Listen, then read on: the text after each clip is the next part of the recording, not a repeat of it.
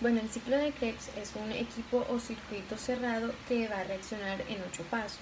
Entonces empieza por el CoA del acetil de 2 carbonos que se va a combinar con un ácido saltélico de 4 carbonos y se hidroliza para producir una composición pues, de 6 carbonos llamado ácido cítrico o citrato. El citrato entonces se convierte en el isocitrate, un isómero del 6 carbono del citrato deshidratado y después hidratando la molécula para modificar pues su estructura. Entonces se va a oxidar el isotrate y la desoxidarización ocurre con una molécula del dióxido de carbono que se va a liberar. Entonces la coenzima NAD se va a formar un NADH con el carbono que quedó de molécula de carbono y entonces va a producir el acetil-CoA. Entonces se oxida la molécula del acetoglutato NAD que se reduce para formar el NADH y se libera otra molécula de carbono. La molécula del 4 carbono producida va a combinar con la coenzima A formando la composición inestable del CoA del succinil. Un grupo de fosfato va a reemplazar la coenzima en el CoA del succinil que entonces se va a transferir a ADP, trigliformato adenosina, para transformar el ATP. Y la transferencia de los grupos del fosfato ocurre en dióxido de guanosina para formar GTP. En algunas células, la molécula del 4 carbono que permanece se llama succinato.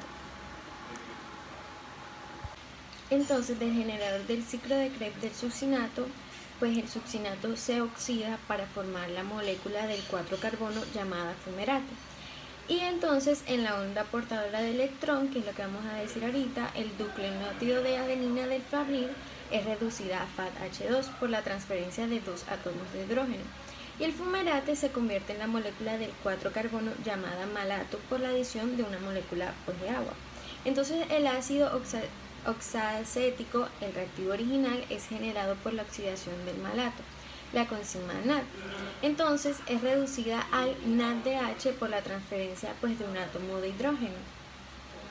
La cadena transportadora de electrones es un conjunto de proteínas y moléculas orgánicas incrustadas en la membrana, la mayoría de las cuales se organizan en 4 grandes complejos.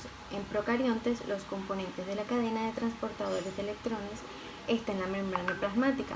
Conforme los electrones viajan a través de la cadena, se desplazan de un mayor nivel de energía a un inferior y se mueven de moléculas menos avivadas de electrones a otras vías más avivadas. En esta transferencia de electrones, cuesta abajo, se libera energía y varios de los complejos de proteína utilizan la liberada desde el protón, desde la matriz mitocondrial al espacio intermedial para formar una gradiente pues, de protones.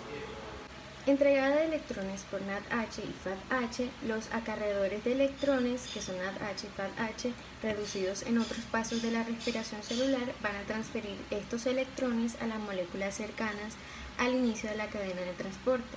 En el proceso se convierten en NADH y FADH, que pueden ser reutilizados en otros pasos de la respiración celular, y transferencia de electrones y bombeo de protones. Entonces, conforme se mueven los electrones en la cadena, se desplazan de un nivel de energía más alto a uno más bajo, lo que libera energía. Parte de esta energía se va a utilizar para bombear iones de hidrógeno, lo que se desplaza fuera desde la matriz hacia el espacio intermembranal. Este bombeo establece un gradiente de electroquímico, separación de oxígeno molecular para formar agua. Y al final de la cadena de transporte de electrones, los electrones se transfieren a una molécula de oxígeno, la cual se rompe a la mitad de la recolecta de hidrógeno para formar agua. Entonces la síntesis de ATP impulsada va a ser por un gradiente.